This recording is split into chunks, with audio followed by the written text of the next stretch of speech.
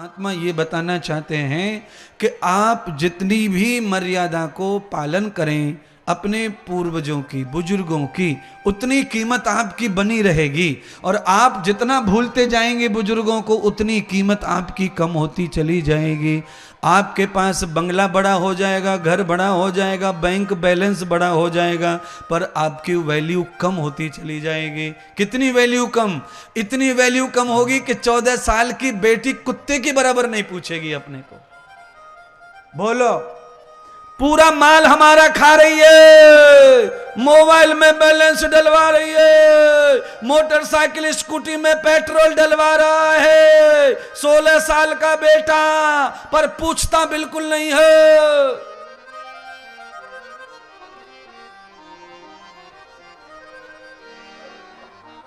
जिनके बच्चे माता पिता को पूछ के कहीं जाते हैं मोटरसाइकिल लेकर, मोबाइल में नंबर मम्मी को पूछ के डायल करते, ऐसे बच्चों को मैं प्रणाम करता हूँ। ये बच्चे रोटी दे सकते हैं माता पिता को आगे चल के कुछ दिन। है एक सोफा पे बेटा और पप्पा दोनों बैठे, सोफा एक और 2 आइटम है, पप्पा और बेटा।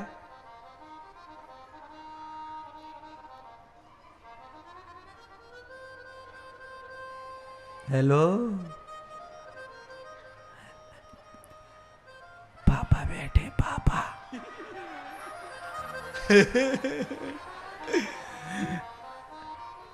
पापा यहाँ पे, शाम को करूंगा। मुश्किल यह है कि मिस कॉल को भी सजा है। ये हाल है हमारा। अच्छा, पापा भी कोई कम नहीं है। हेलो पापा, बोल रही है गुड्डी, और पापा अच्छा ठीक है मैं गुड्डू परसों आऊंगा, परसों। बताओ, बोलो, फोन में कौन है? गुड्डी। हाँ, और पापा क्या कह रहा है? समझ गए? ठीक है गुड्डा, परसों आ जाऊंगा मैं, और चौराहे पे मिलियो, वहां से फिर अपन जो है वहां वो प्लॉट पे चलेंगे और वहीं पे बुला लेंगे दलाल है, वहीं पे नाप तो ले जाएंगे। ये हाल है महाराज।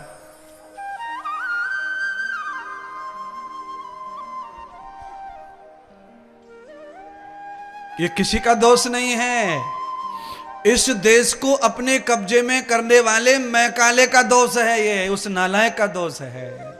वो मैकाले आया था इस देश में इसको छिनाने, इस देश पे शासन करने, सोने की चिड़िया को लूटने, पर लूट नहीं पाया, हार के थक के चला गया यहां से। है? कब आया था मैकाले? सिकंदर के बाद आया था। सिकंदर ने तो लूटपाट की, मैकाले उसका भी ज्यादा लालची था। मैकाले जो है लूटपाट नहीं, मैकाले पूरे को कब्जे में शासन करना चाहता था। मैकाले ने यहां क्या देखा? मैकाले ने देखा कि यहां एक पुरुष बिना औरत के 100 साल जी सकता है, इसको लेडीज की जरूरत ही नहीं है, और लेडीज बिना पुरुष के रह लेती है। यहां तो नंगे उघाड़े लोग घूमते हैं, किसी को कोई आकर्षण नहीं है।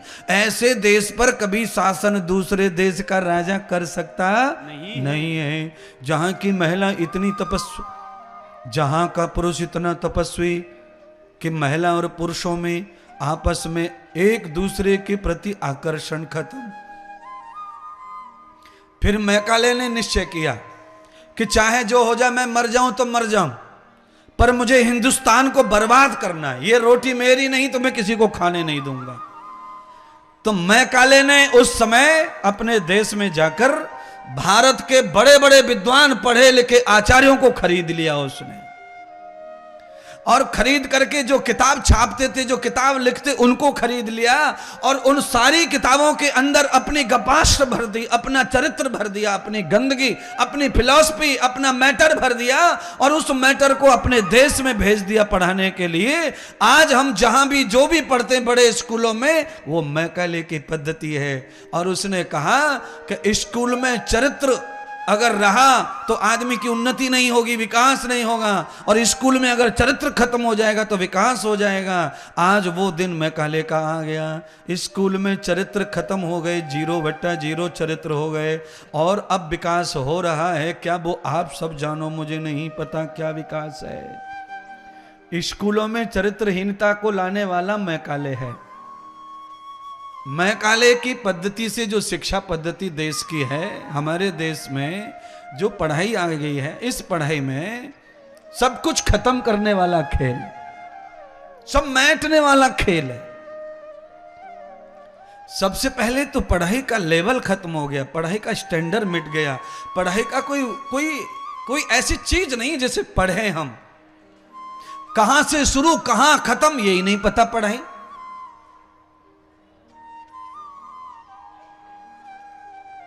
पढ़ाई का कहीं शुरुआत हो फिर कहीं समाप्ति हो तो मान लिया जाए। पढ़ाई का कोई बेस नहीं बचा। हर साल बदलती है पढ़ाई। हर साल नई नई किताब आती है बच्चों के लिए, नई नई किताब। बड़ा मुश्किल है महाराज। अरे इस नकली ज्ञान को पढ़ पढ़ के चरित्र खत्म हो गए, कुछ बचा नहीं स्टूडेंट के पास।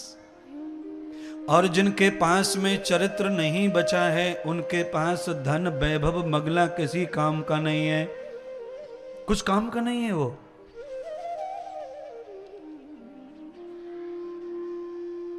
चरित्र की सुंदरता चाहिए। शिक्षा का मतलब यही है। आज मैं ये जो कथा सुना रहा हूं, ये क्या है? ये हमारे ऋषियों की पद्धति की पढ़ाई है, बस इतना ही फर्क है। ये भी पढ़ाई है और वो भी पढ़ाई है जो स्कूल में पढ़ाई जाती है।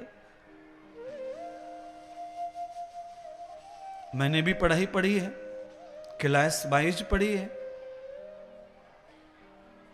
पर मैंने जो पढ़ी है उसका लेवल है, उसकी जमीन है, उसका आकाश है।